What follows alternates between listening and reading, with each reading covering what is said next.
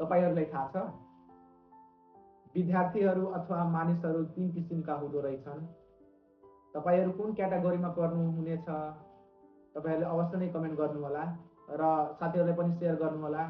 कुन क्याटेगोरीमा पर्छ तपाईहरुलाई थाहा हुन्छ। फर्स्ट क्याटेगोरी जो विद्यार्थी अथवा जो व्यक्ति काम गर्न खोज्छ उसले भन्छ म आज गर्छु भोलि गर्छु, उसको महिनौं बित्छ वर्षौं बित्छ तर ऊ काम गरेको हुँदैन। जस्तै कुनै विद्यार्थी आज पढ्छु भोलि पढ्छु उसको इक्जाम सकिन्छ उसलाई थाहा भएको हुँदैन।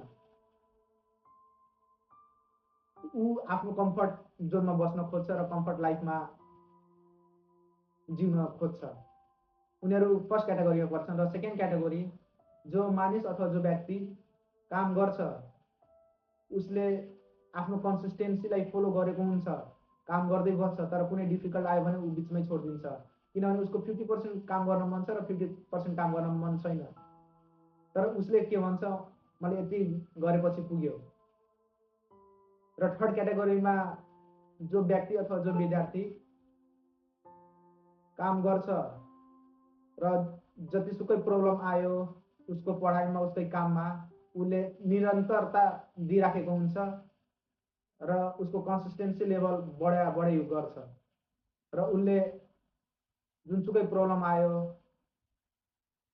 उसले साथीभाइ इष्टमित्रलाई अथवा टिचरलाई सोधेर ऊ आफ्नो समस्याको समाधान गर्छ र ऊ अगाडि बढ्दै जान्छ। यस्ता मानिस अथवा विद्यार्थीहरू क्याटेगोरी 3 मा पर्छन्। क्याटेगोरी 3 मा भएको मानिसहरू तपाईले संसारमा 1% पाउन सक्नुहुनेछ। र तपाई कुन क्याटेगोरीमा पर्नुहुन्छ अवश्य नै कमेन्ट गर्नुहोला। Thank you so much.